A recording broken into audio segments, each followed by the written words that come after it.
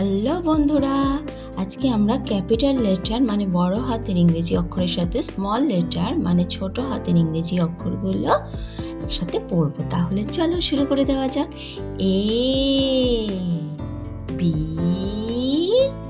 C D E F G H I J K L M N O P Q R S T